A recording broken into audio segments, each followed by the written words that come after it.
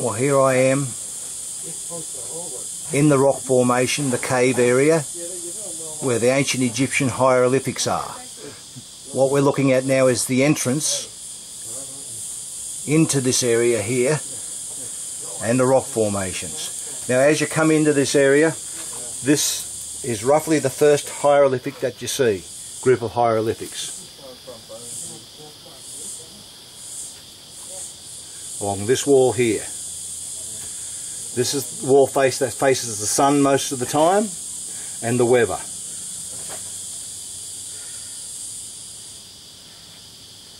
These hieroglyphics go right up.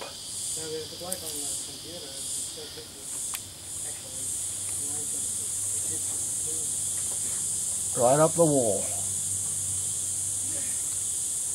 And as you can see, there is one that right up the wall that looks a bit like a pyramid. Coming back down, some of the others.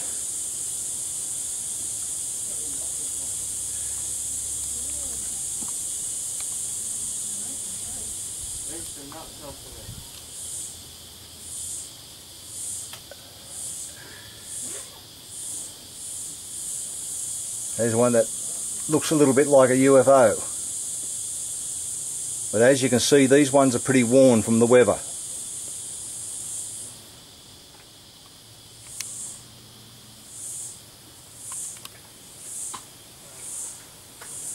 Now, going back onto the other side of the wall, there's a lot of moss on this side, ancient moss and some new moss. The ancient moss is the white looking colour moss, and the new moss is the green colour. These hieroglyphics are not as worn as they are on the other wall, because they're not facing where most of the weather hits, the rain, the wind, the sun. Here we are. This is a very interesting hieroglyphic here. And here, this one is supposed to, from what I gather, represent a king, the death of a king. Up here we have more. There's one that I think represents a beetle. Further up we have more, up into the moss area.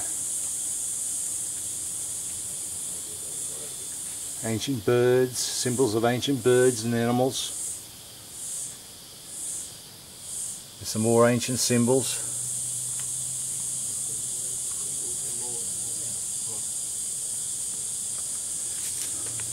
There's a beautiful bird symbol there, next to the boat.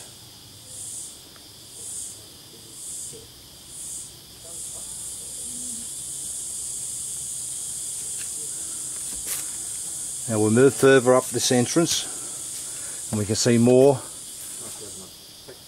of the carvings in the rock.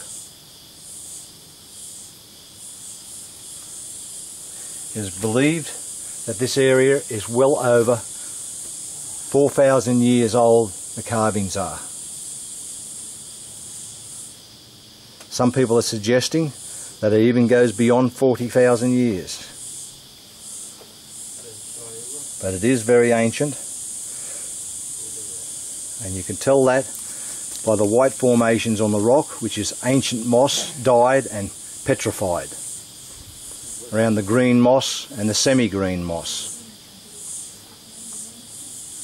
This area is very old. Looking down into the cave, up onto the wall on the other side again, this is the very weathered wall. You can see the hieroglyphics here are very worn. Some of them up further you can hardly see now because of the weather that's worn them, wore them down. They go right up this side of the wall. There's another T.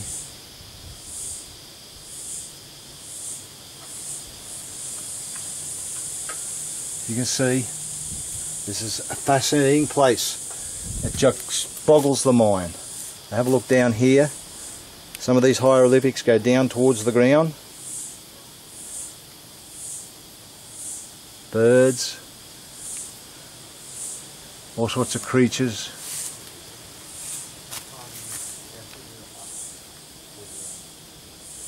There's another one that looks like an ancient UFO. As you can see, they are wonderful carvings.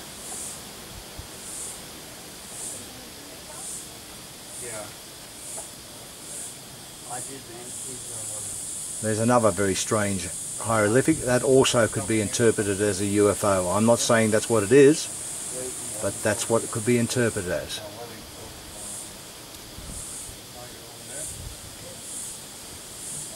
Let's move further up. As we move further up, we can see a little entrance into a cavey area. We move further up here.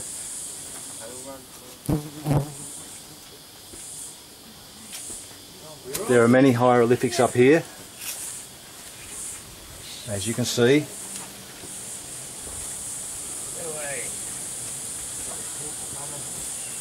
There's hieroglyphic representing an ancient Egyptian god. Okay. Now this hieroglyphic down here under the ground goes down under the soil, as you can see. Okay. Symbols of birds. There's a symbol of a snake there. This area is very ancient, very sacred to the Aboriginal people that lived here. That's the end of the hieroglyphics here on this side of the wall. As you've seen them on both sides, this side is the less worn side, less weathered side, but the ancient white moss indicates the age. The grey moss and the green moss. Have a look up here. This is the last of the hieroglyphics before we head off to the birthing stone. Okay, there are some more carvings on rocks further up, but they're not Egyptian. They're of the local Aboriginal people. Okay.